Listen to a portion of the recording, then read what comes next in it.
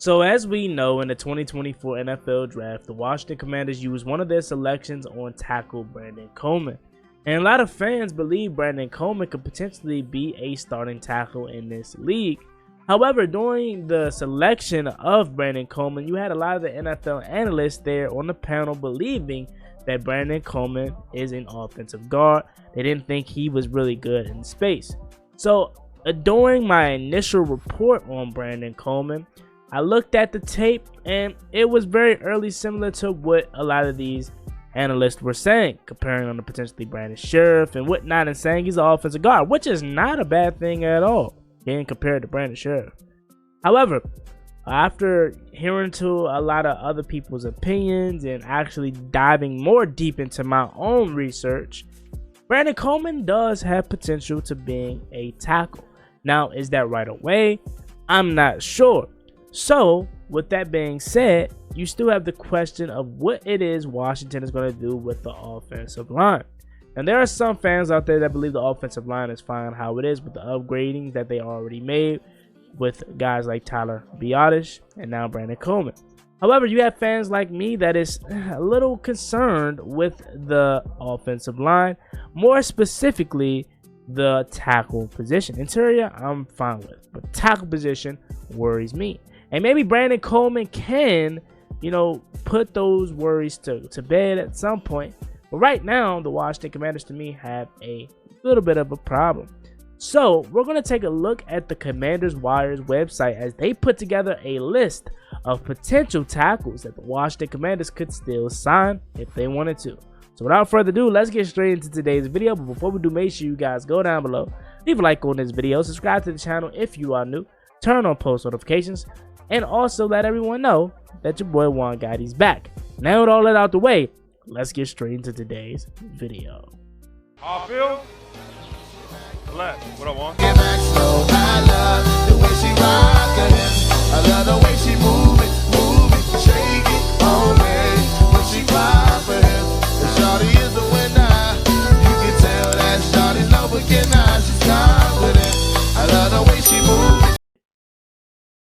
Alrighty, so we're going to take a look at the Commanders Wire's website again, and we're going to just look at some of these free agent tackles that they have available and see if Washington should in fact be interested. So let's take a look at the Commander Wire website. Let me go ahead first, double check the mic. Alrighty, we're good.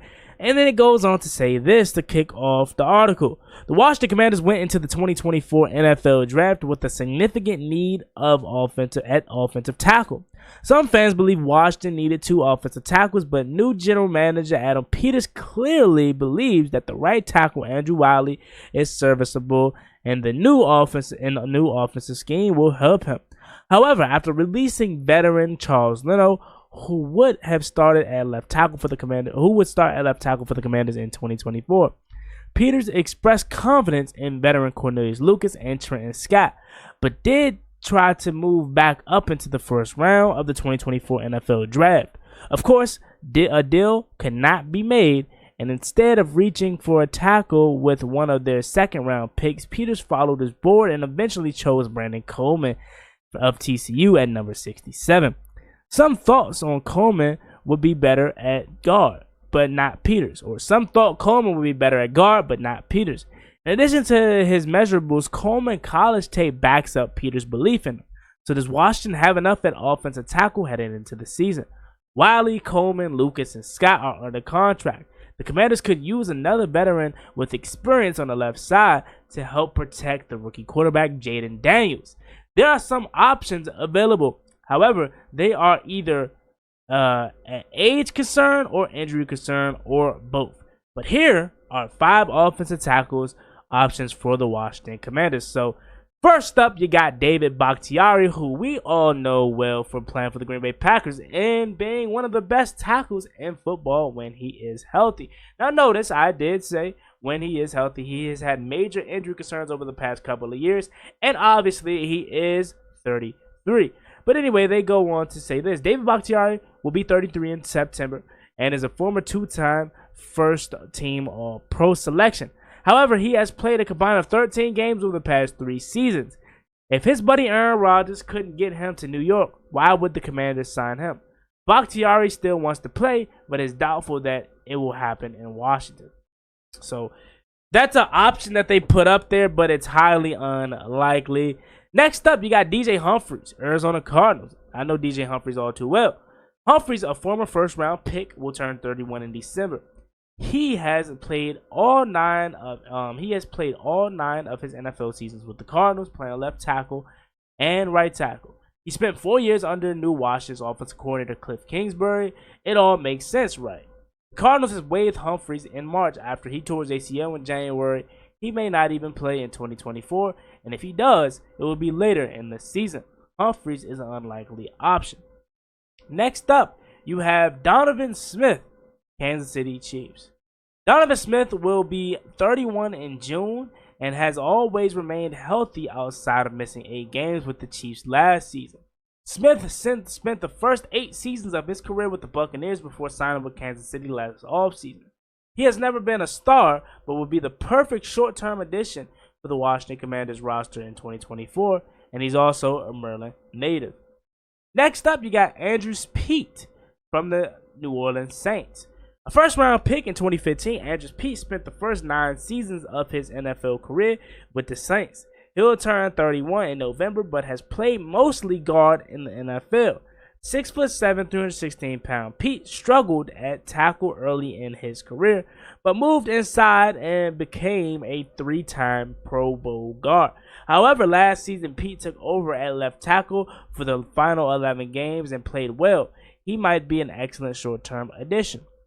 Next up is the old head. Jason Peters is still out here. There is no way Jason Peters is still out here looking for work. In 2024, Jason Peters is still in the NFL. That is not a knock on Peters, but a testament to what will be a Hall of Fame career.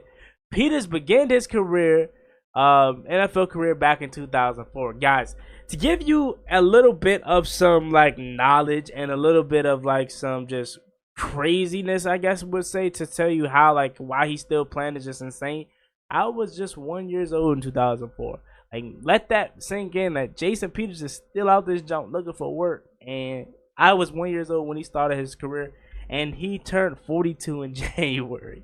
After 5 years with the Bills and 12 years with the Eagles, he played for the Bears, Cowboys, and Seahawks the last 3 seasons. Why not the Commanders in 2024? Peters hasn't played a full season since 2018 and is obviously no longer an All-Pro, but that's not to say he couldn't be a capable reserve.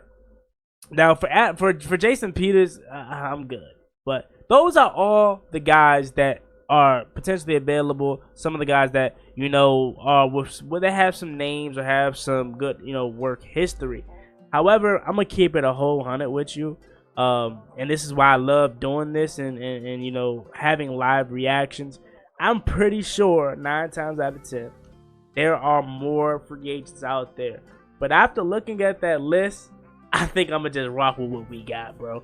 I ain't going to lie to you. There is nothing out there that make me want to, you know, give someone else another contract. Now, again, you never know what can happen. You know, injury, you know, the guy doesn't perform well in training camp. That can always happen, and you could bring in one of these guys.